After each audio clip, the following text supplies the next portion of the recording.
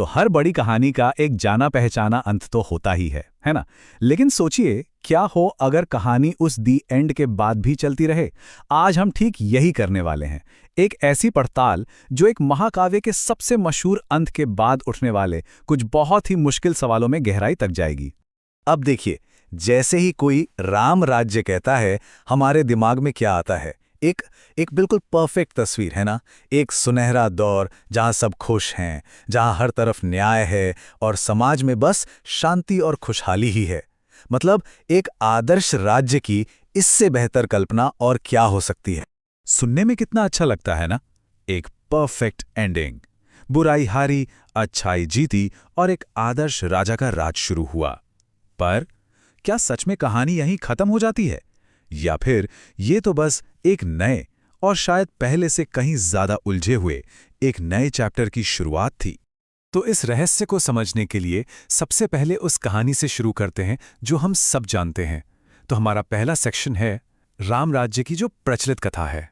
तो इस जानी पहचानी कहानी में क्या क्या आता है? सीधी सी बात है, सबसे पहले तो बुराई पर अच्छाई की एक जबरदस्त जीत, फिर एक नेक राजा की वापसी होती है, उसके बाद एक ऐसे समाज की स्थापना होती है जहां सबके साथ न्याय हो, और आखिर में एक ऐसे शांति के युग की शुरुआत होती है जैसा पहले कभी नहीं देखा गया। और देखिए, ठीक यहीं से हमारी ये पड़ताल शुरू होती है, एक सीधी सी आवाज से, एक सवाल से। राम राज्य के बाद के जो अध्याय हैं, जो रहस्य हैं, उन्हें सुलझाओ। और यही वो लाइन है जो हमें उस परफेक्ट एंडिंग से आगे झांकने पर मजबूर करती है। तो फिर कहानी आगे बढ़ती कैसे है? और यही हमें हमारे दूसरे सेक्शन पर ले आता है, आगे क्या का सवाल।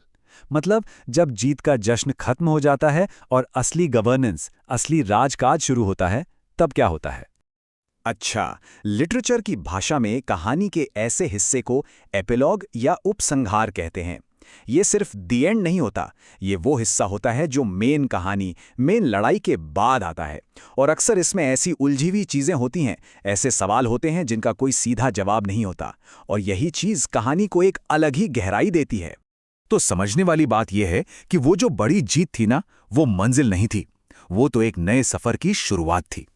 और सच कहूं तो एक आदर्श राज्य चलाना किसी भी युद्ध को लड़ने से कहीं ज्यादा मुश्किल है, और इसकी चुनौतियां भी बिल्कुल अलग होती हैं। चलिए, अब हम अपनी पड़ताल के बिल्कुल मेन हिस्से में आते हैं, सेक्शन 3, अंतिम अध्यायों को सुलझाना। अब हम उन बातों में उतरेंगे जो इन बाद के चैप्टर्स को इतना दिलचस्प और हाँ, इतना परेशान करने वाला भी बना देती हैं। तो देखिए, कहानी का पूरा मूड ही कैसे बदल जाता है। जहां जानी पहचानी कहानी में जीत है और सब कुछ तय है, वहीं अंतिम अध्याय हमें दुविधा और बलिदान की दुनिया में ले आते हैं। मतलब एक राजा को सिर्फ अफवाहों के कारण अपनी पत्नी की पवित्रता पर सवाल उठने पर ऐसे फैसले लेने पड़ते हैं जो दिल तोड़ दें। ये एक बिल्कुल ही अलग और बहुत उलझा हुआ नजरिया है।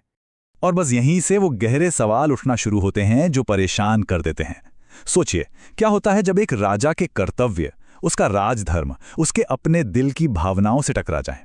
जब एक राजा को सिर्फ अपनी प्रजा के लिए उस इंसान को छोड़ना पड़े जिससे वो दुनिया में सबसे ज्यादा प्यार करता है। शायद यही लीडरशिप का सबसे बड़ा इम्तिहान होता है। और फिर एक और मुश्किल सवाल सामने आता है कि परफेक्ट जस्टिस यानी पूर्ण न्याय को बनाए रखने की असली कीमत क्या होती है? क्या सिर्फ लोगों की बातों को शांत करने के लिए किसी बेगुनाह को तकलीफ देना सही है? क्या एक आदर्श राज्य, एक राम राज्य ऐसा ही होता है? और आखिर में सवाल आता है विरासत का, लेगेसी का। एक महान राजा अपनी लेगेसी को कैसे बचाता है जब उसके सामने ऐसी चुनौतियां आ जाएं जिसके बारे में उसने कभी सोचा भी ना हो? सच तो ये है कि ये आखिरी चैप्टर्स हमें मजबूर कर देते हैं कि हम पूरी कहानी को शुरू से लेके अंत तक एक बार फिर से एक नए नजरिए से देखें। लेकिन सवाल यह है कि हम इन परेशान करने वाले सवालों पर इतनी बात कर ही क्यों रहे हैं? और यही हमें हमारे चौथे सेक्शन पर लाता है कि आखिर ये रहस्य जरूरी क्यों है, ये मायने क्यों रखते हैं? और इसका जवाब कहानी को देखने का हमारा पूरा नजरिया ही बदल सकता है। देखिए, ये जो आखिरी चैप्टर्स हैं, ये कहानी में एक साइकोलॉजिकल और नैतिक गहराई लाते हैं। ये हीरो होने के सीधे साधे आइडिया को चैलेंज करते हैं। ये दिखाते हैं कि बड़े बड़े लीडर्स को भी कभी कभी ऐसे फैसले लेने पड़ते हैं जिनका कोई सही जवाब नहीं होता। ये गवर्नेंस की असली मुश्किलों को हमारे सामने लाकर रख देते हैं, और शायद इसीलिए ये कहानी आज भी इतनी रेलेवेंट है और हमें सोचने पर मजबूर करती है। तो कुल मिलाकर बात यह है, ये चैप्टर्स इस महाकाव्य को सिर्फ अच्छा बनाम बुरा की एक सिंपल कहानी से कहीं ऊपर ले जाते हैं और इससे लीडरशिप, ड्यूटी और बलिदान पर एक बहुत गहरी सोच में बदल देते हैं। तो इन सब के बाद हम कहाँ पहुंचे? क्या इन रहस्यों का कोई एक सीधा सा जवाब है? हमारा आखिरी सेक्शन अंतहीन खोज इसी सवाल के बारे में है। शायद इन सवालों के कोई आसान जवाब हैं ही नहीं। हो सकता है कि इन चैप्टर्स में जवाब ढूंढने का ये जो सफ़र है ना, वो ही असली मकसद हो। ये सिर्फ एक कहानी को समझने की बात नहीं है, ये तो इंसानी फितरत, हमारे फ़र्ज और सही गलत की उलझनों को समझने की एक कभी न खत्म होने वाली खोज है। और इस पड़ताल को हम एक आखिरी सवाल के साथ छोड़ते हैं। क्या महान कहानियों का काम हमें आसान बने बनाए जवाब देना होता है, या फिर उनका असली मकसद हमें वो गहरे, मुश्किल सवाल पूछने के लिए उकसाना है जो सदियों तक, पीढ़ियों तक हमें सोचने पर मजबूर करते रहें?